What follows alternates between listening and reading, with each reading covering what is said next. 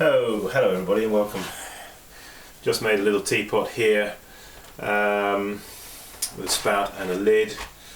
The handle will come off there like that. But actually I've got a lump of clay on the wheel, and so let's go down to the wheel head where the action is. See what happens when we get our hands on the clay.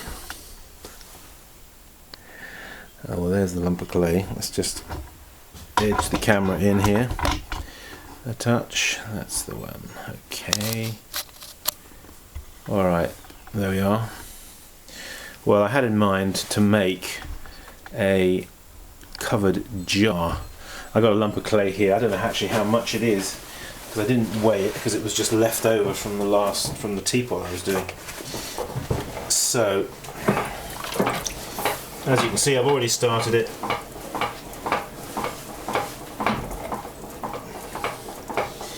Bring the clay up, power the clay down,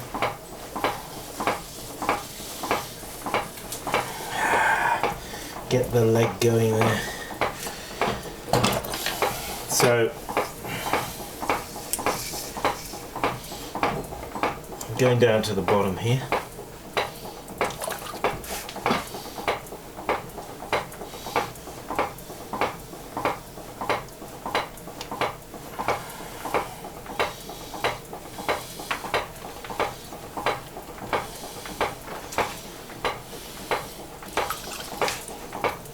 Basically making a bigger shape is the same as making a small one, it's just on a bigger scale, you know.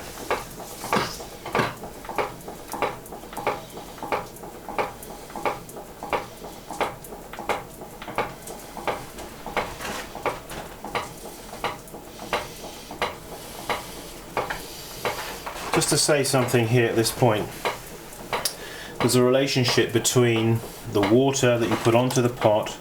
Okay, spread it nicely, alright? Spread the water. Number one. Number two, the rotation of the speed rotation of the wheel going round. 2 and 3, the rate of lift that you get. Now, if you've got too much speed and too slow a rate of lift, the water that you've lubricated the pot with is going to come off on your hands and leave dry patches on the pot, which will result in the pot being pulled off center because of the drag of the dry parts of the pot catching on your fingers. Alright? So this relationship between the speed of the wheel, and the trouble is these days with these electric wheels it's very easy to go too fast. Now you notice my wheel speed is not that fast, but my rate of lift is reasonably fast perhaps, because you see, as you're lifting up your hand, as I lift up my hand encounters fresh water waiting for it on the pot there. So I need to move my hand up reasonably quickly for that water to come in contact with my fingers. Now if I'm going too slowly, that won't happen. Just a small thing. Might help somebody. Okay, collaring it in. Always keep your pots nicely collared in at the top. I hope my head's not getting in the way of the picture here.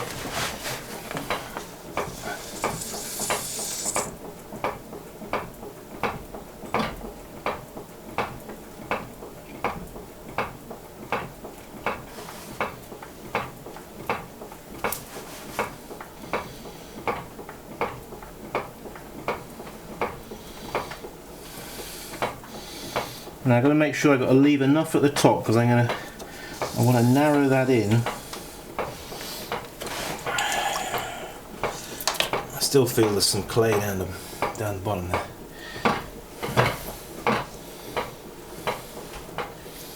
I think I'm just going to perhaps move the camera just a smidgen because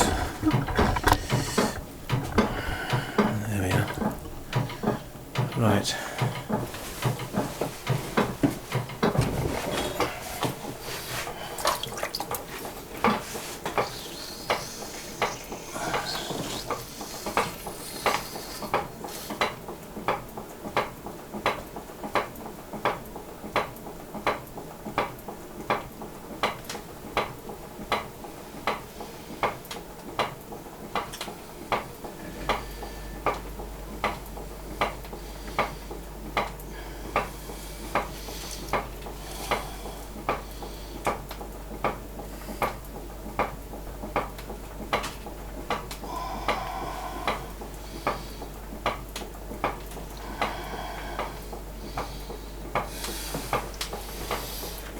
Right, sponge on a stick comes in handy on these occasions.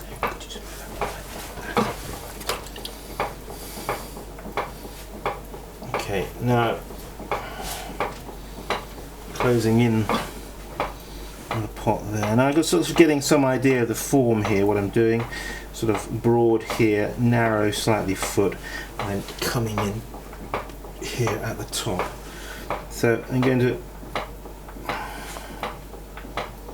with the back of my finger like that, turning it, you see, create that change of angle there on the mark that I make. It then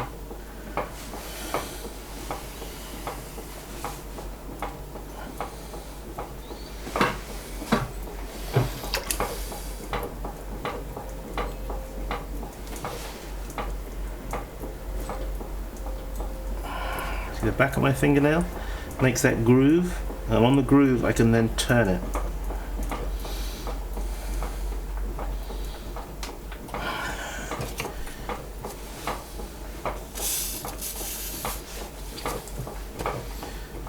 In with the stick.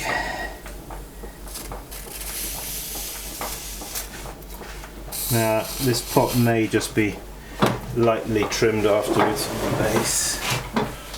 See. Now I'm looking at the angles here. You see, it's all about aesthetics a little bit. Balance, harmony, the width of the pot, the narrowness of the foot, where the shoulder is here, and the angle of the shoulder all influence the mood of the pot. So, what is the pot saying to me? And that's something you need to learn to do. Let the pot speak to you. Let it tell you what it needs.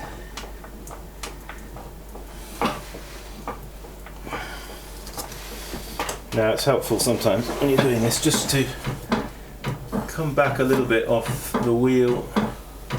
Now I can, with my stick here, I can define this angle a little bit more sharply by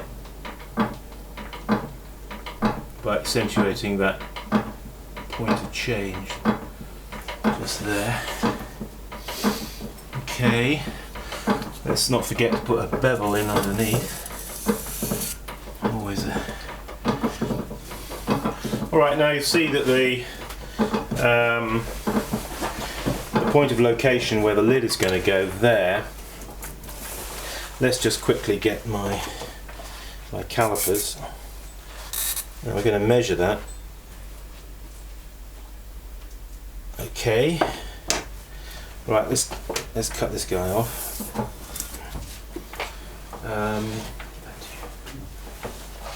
Thank you.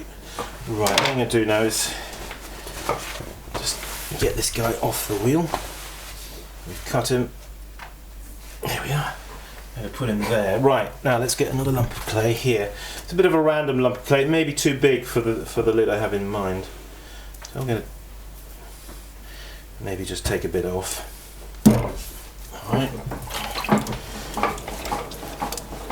So, what we're about now is making a lid for that fella, so let's go.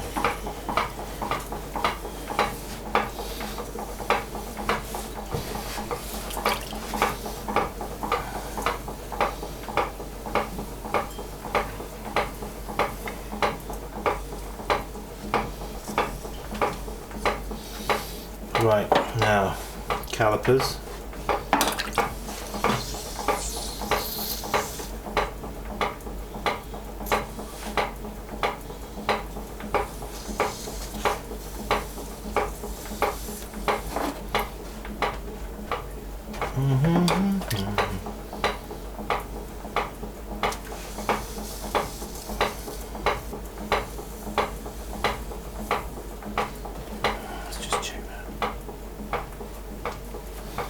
Yeah.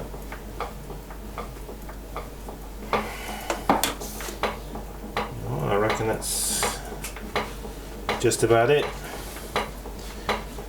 Leather the fella.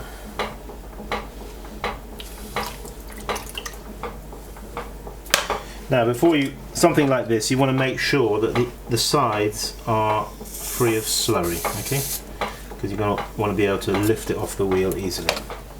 Alright, so cut him off. You need to just dry off your hands a bit. Okay. Could you get me a round bat, that round bat there? Yeah, lovely job, thank you. Right, let's go to take this fella now with dry fingertips, yeah? Just peel him off, like that, see?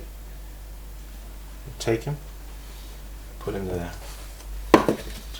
Get the other one, bring him back, put him there. And there we have it, folks.